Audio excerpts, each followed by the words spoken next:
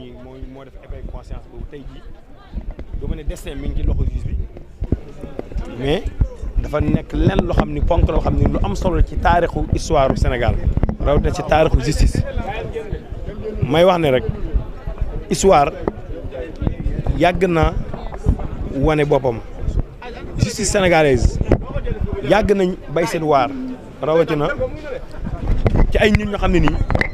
li ñaan ils ont sorti par la grande porte comme ci mel ni Kéba Mbaye Ousmane Camara et tant d'autres et j'en passe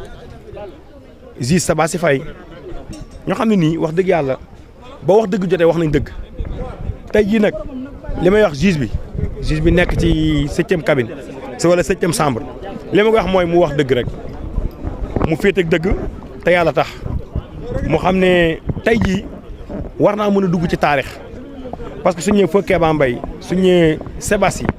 et tant d'autres et j'en passe moom war naa mën a bokk suñu mën naa dugg tey ci entrée ci Panthéon te loolu nag moo gën ay kër moo gën xaalis moo gën lépp loo xam ne nii rek luxe la lu jëm ci àdduna bi parce que li ñu xaar si ñoom tey jii moo ñu jox dëgg Ousmane Sonko moo ñu boole ko ci liste yi mooy mu jël parrainage am mooy dafa war a bokk loolu képp la ñu xaar juge bi du leen man nag moom man amoon nitam conseil mooy man mbiri yàlla Ousmane Sonko dama koy bàyyi suñu borom man mbiri Ousmane Sonko bi ma nekkee prison bi diiraalee 11-17 mois heure moo julee dama koy ñaanal damay wax suñu borom moom mi xam ne moo daan sutura Ousmane Sonko parce que état ak lim toll état ak puissance bi mu am mu dal si yow topp la presque 3 ans munu am dëgg ci yow kon yaakaar naa ànd nga ak suñu borom justice divine boobu nag àndoon Ousmane Sonko damay ñaan rek suñu borom doole ja ak sutura gi mu ko daan suturaal tey ñu mu gën ñëw suturaal parce que nag ay milliers de gens ay millions de gens ñoo ko yaakaar parce que changement bi ñu bëgg ñun ñii ñëpp changement bi ñu bëgg Ousmane Sonko képp lañ ko yaakaar du keneen. teew nga ci biir audience bi gis nga déroulement bi nu mu demee ak yooyu lan nga ñu ci mën a jox comme commentaire déjà balaa ñu dugg au fond. non man damaa jàpp ne fii lenn bésu fi soo xoolee li xewoon kaasam man moom interview moom Seneweb laa wax waaye. maa ngi tudd yëngu amul Seneweb amul dara waaw léegi bon ñun kaso lañ nekkoon mais d'après liñ doon toog di déglu rajo yi ak télé yi commentaires yi mooy li xewoon Ziguinchor ñun man li ma dégg. après bon ñoom Dame Mbodj liñ ci wax expliqué yooyu yëpp bon tey jii rien n'est changé suñu avocat yi amul lenn lu ñu yokk loo xam ne lu bees la. loo dégg lu dal sa xel wala loo xam ne nii yaa ngi naan est-ce que dina demee ni ko yaakaar. non parce que ñoom benn liñ ne ñoom dañ koo génn ci liste yi ba pare jugement par contumace bi yooyu yëpp ñun suñu avocat yi leer nañ ko maanaam Ousmane Sonko biñ ko rajjee si liste yi. ñoom notifié wuñ ko maanaam moom joxuñ ko moom en personne parce que ñun kaso soo nekkee kaso en tant que détenu lépp loo xam ne dossier judiciaire si greffe la jaar te sa emprunt nga ca war a teg kon déjà loolu c'est caduc loolu suñu avocat yi demoon rek maître Bamba Cissé bon avocat yi bari nañ macha allah def nañ seen waar wax nañ plaidoyer bu am solo lañ def te dafa dal suñu xel xam ne lii état Sénégal li mu jàpp surtout l'agence judiciaire de l'état bi mu taxawee di wax damaa rus sax parce que moom dafa doon def ay définition ay l'état c'est quoi un agent judiciaire de l'état yooyu la doon def ay bon yoo xam ne nii kenn xamul loolu xaaruñ ko ci moom waxu fa dara lu bees li mu ne wax mooy man maay agent judiciaire de l'état lii mooy def définition agent judiciaire de l'état te ñun xaaruñ ko ci moom leneen li mooy yeneen avocats yi li ñu doon wax ñoom dañ doon gàkk sax pour te dire ñoom dañ doon tartone dañ doon gàkk li ñu wax leerul ñun suñu avocats yi bi ñu taxawee seen plaidoyer bi yëpp presque 4 heures de temps li ñu wax yàlla xam ne képp ku dégg da nga xam ne dëgg laa rek moo ànd ak Ousmane Sonko te Ousmane Sonko mbiri suñu borom parce que suñu avocat yi li ñu wax lépp soo xoolee Ousmane Sonko ay mbiri yàlla la maam Macky Sall ak gàngooram gi nañ noppalu parce que soo xoolee ni mu demee maître Bamba Cissé wax na ko nee na Ousmane Sonko yàlla moo ànd ak moom parce que suñu borom da ko suturaal ci fànn yëpp nag parce que soo xoolee ñoom rabat d'arrêt bi ni mu dikkee xoolal juge boobu la fekkee ñoom bi ñuy délibéré matuñu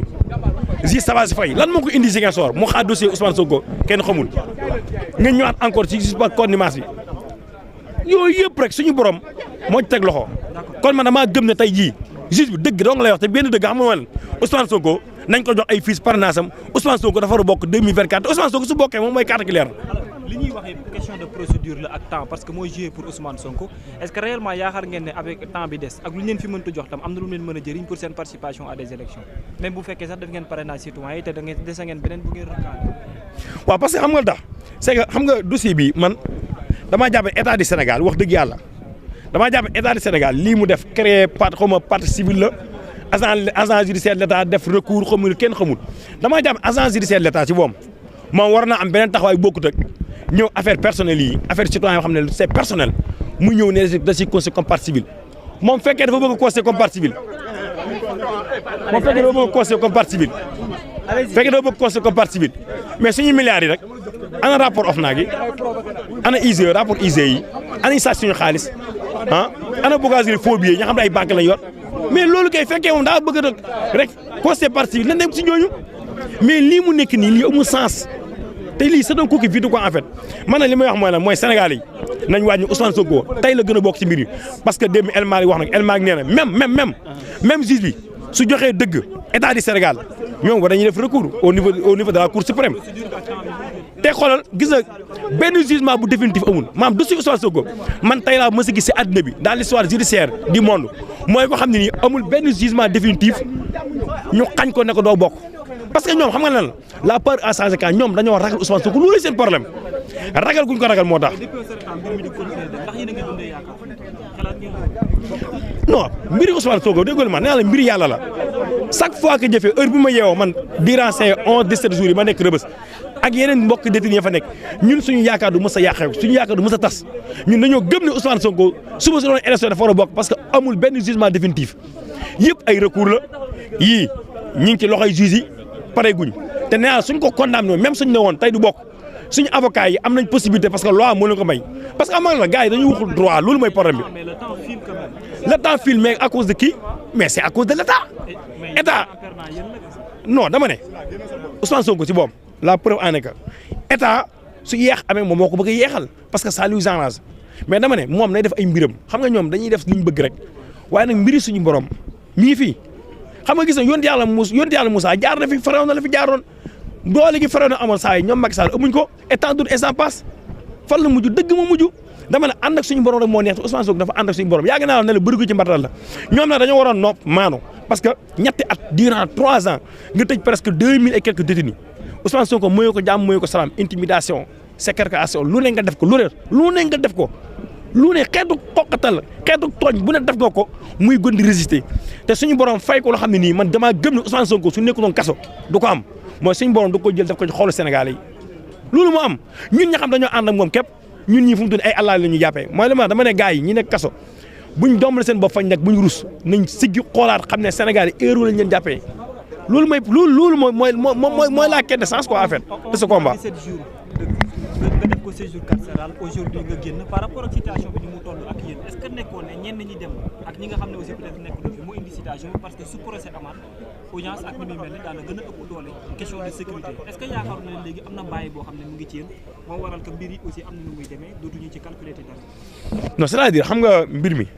maanaam gis nga chaque temps rek dafa am beneen méthode de lutte parce que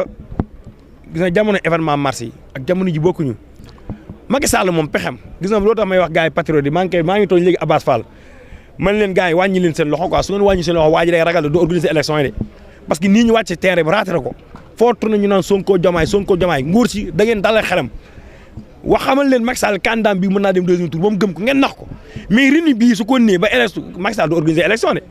parce que la bor aana non amul c'est que gars yi nañ ko jox tuuti espoir quoi parce que bon muy toog di saaga di xolu institut yooyu xam nga loolu xol bu métti la quoi parce que ni événement yi demee Macky Sall ni ñu attendé pas xaaru ko woon séntu ko woon jàpp na su tëjee Ousmane Sonko mbir mi jeex na mu tëj Ousmane Sonko moom si boom en âme et conscience rassemblement zéro yi wax xamal nañ ko ne ko maam Ousmane Sonko mu dem mu bañ a dem bokk comme ci mën di àndal da ngay gagné te loolu moo am maam ñun projet bi Ousmane Sonko yàgg nañu wax ne ñu projet bi du jëmm du moom projet lañ am ñun. L'essentiel mooy suñu kenn chance mooy lan projet bi na réussir c'est-à-dire 2024 ki fiy nekk na bokk Pastef na jël projet bi teg ko mu nekk naataange Sénégal mais nag li ñu gënal te loolu mooy am incha allah mooy Ousmane Sonko moom quoi qu'on puisse dire fekkee dañoo sukkandiku ci loi képp ci loi laa rek waxuma ay caaxaan yi ñu nekk fekkee ci loi lañ sukkandiku Ousmane Sonko du ko tere bokk suba amul parce que amul benn boo xam ne nii rek procès la wala benn décision judiciaire boo xam ne nii c'est définitif amu ko léegi nag may wax gis nga découragé boobu nga ak jom googu ñu am yàlla xam ne soo demoon Rebeuss nee naa la Macky Sall détenus politiques yi mu jàpp presque 1500 et quelques détenus politiques yàlla xam ne su xamoon wala ñu tijjil ko rëbës mu xool ñun nañuy dundee foofu mu ne naa leen génnee parce que amul tax kaso maison d'arrêt et de correction la maanaam soo dugalee ni kaso da nga koy yar da nga koy teg ci yoon ba su génnee li mu def. ñii dañuy toog 8 mois ñi ngi toog am na booy xam ne 8 mois ñi ngi toog am ñoo xam ne paquetage lañuy dugg am ñoo xam ne dañoo kosa am ñoo xam ne dañoo waga am ñoo xam ne amuñ mbokk fii dëkkuñ sax Dakar kenn du leen dugal dara mais koo ci waxoon na ko maa la gën a bëgg Ousmane Sonko mu xeex ak yow c'est ça man c'est que miracle boobu nee naa Ousmane Sonko su dugg na kaso maanaam suñu borom du wan Sénégal yi dëgg-dëgg fan la Ousmane Sonko toll si ñun yàlla xam na ne gis na waa kaso bi billaahi maam ñi ñu jàpp xam nga ñoom dañoo raafal ñoom góor la ñoon ba ñu gis dañoo raafal rek indi am na ñun ñoo jàpp sax non si moo am c'est la réalité parce que man chambre yi ma nekk chambre yi mag la 14 40 indi ñi noo indi ñoo xam ne ñu ay mandat de dépôt ñu ñëw am na si ñu bari ñoo xam ne bëgguñ sax Ousmane Sonko xamuñ ko sax am ñoo xam ne bëgguñ ko am ñoo xam ne xamuñ ko dañ la ne sax gars yi ñun Ousmane Sonko moo ñu indi fii mais yàlla xam ne à l'écart de 15 jours ñoom ñëpp laa wax ñoom ñooñu xam ne ñooñu doon sànni ay xeer naañ Ousmane Sonko dafa war a bàyyi xeex bi gas na ko war a bàyyi parce que moo ñu yóbbu lépp ñàkk naa sama liggéey ñoom ñooñu gën a bëgg projet bi ñooñu gën a bëgg Ousmane Sonko maam loolu la suñu borom def loolu daam may wax détenu politique yi xoolal Sénégal yi nañ daas fanaanal saa waay nañ ko naxtaan nag dundaloo ko tuuti yaakaar war na ko candidat bii di Amadou Ba mun naa dem deuxième tour ba mu organiser élection yi mais quoi qu'on puisse dama lay wax lu wér gis nga détenu politique mois d'avril le 1er avril ñoom ñëpp ay génnandoo même heure même jour c'est inédit lu mës a am ah parce que projet bi day aboutir dañuy gañ ñun 2024. mu mel ni rek yow yaa ngi confiance bu jéggi dayoo bi nga xamante ni rek tax na nga génne yi les kàddu. confiance waaw mais xam nga président dafa ñoo yee dafa taal xel yi dafa am si benn livre am solution boo xam ne moo nekk vision politique am mu ne l'homme intègre n'est jamais fait parce que sa force vient de son intégrité ñun Macky Sall mën nañoo tëj mën nañu privé de liberté mais suñu xel ak suñu gëm-gëm si Ousmane Sonko si projet bi ñu dañ mukk dugg kaso ñun on est mental on s'est bien préparé parce que ay torture ay répression insulte yooyu loolu on y attendait xaaroon nañ ko séntoon nañ ko projet bi dafa am ay milliers de gens wala ay centaines de gens wala ay dizaines de gens yoo xam dañ see faatu ñii dañoo appris seen tànk ñii dañoo dagg seen loxo ñii ñàkk seen liggéey soo demee kaso bi am na ñoo xam ne seen papa seen yaay gaañu nañ ñu nekk si biir kaso bi am na ñoo xam ne nii ngénte nañ si ginnaaw am na ñoo xam ne génneen nañ leen seen location parce que dëkkuñu Dakar dañoo ñëw fi doon liggéey mais tey lañ gën a gëm projet bi c'est extraordinaire. mais Diop alors par rapport ak terme détenu politique yéen a ngi koy faral di wax te gis nañ la ministre de la non détenu politique Aïssata Tall Sall nee na détenu politique n'existe pas aussi ban réponse ngeen di si loolu. Aïssata Tall Sall moom wax dëgg yàlla xool bëgguma sax turam wax dëgg yàlla man damaa rus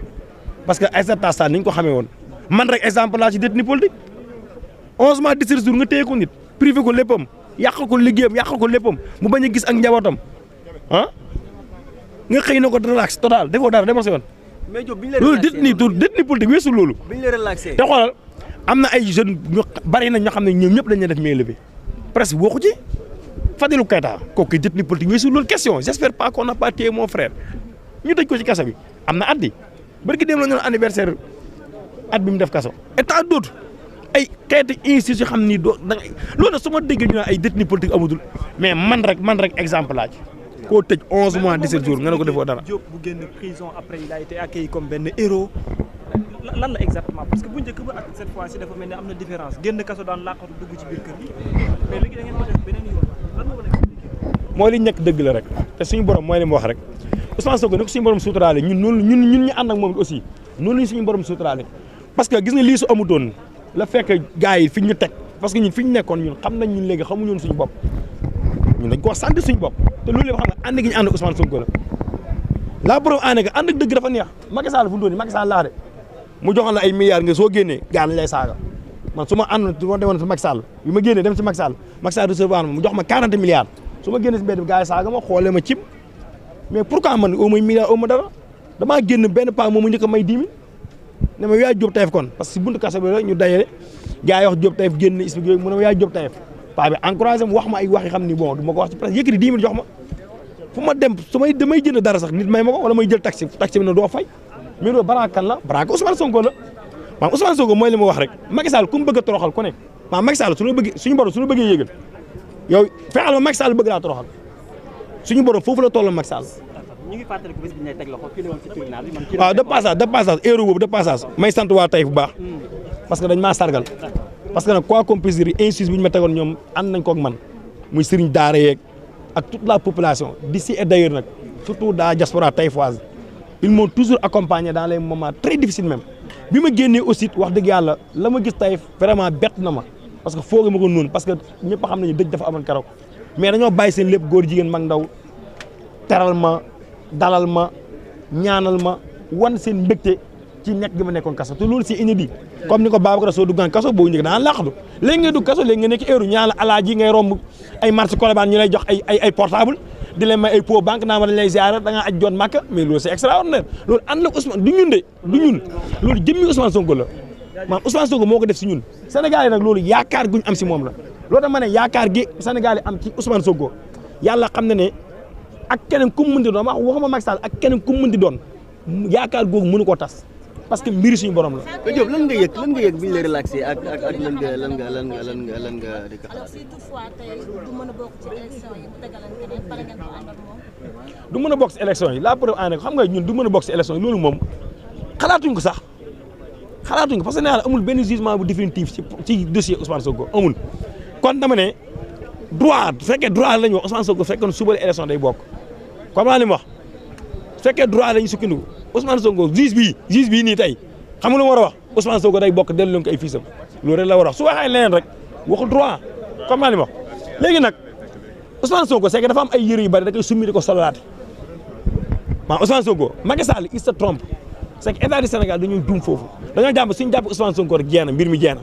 ñu jàpp Ousmane Sonko rek far suñu borom jël ko na def ko ci xooli Sénégal léegi dafa yor ay mbubu da koy summi xam nga sol na mbubu Diomaye Faye ñëpp ne Diomaye ma génn kaso mu jël mbubu solo ma ñëpp ne Diop Taïf keneen noonu kasaale ko comme joxañ suñu borom da ci def baraka loolu comme que saaga ñi koy xas ñoo nekk ay ministre tey yi yore millions yore milliards damaa jël ñun ñu ànd ak moom comme solo mbubb mi rek comme solo mbubb mi suba man mii di wax ak yow Ousmane Sonko su ma solo mbubb mi su ma mu dugg pare man su ma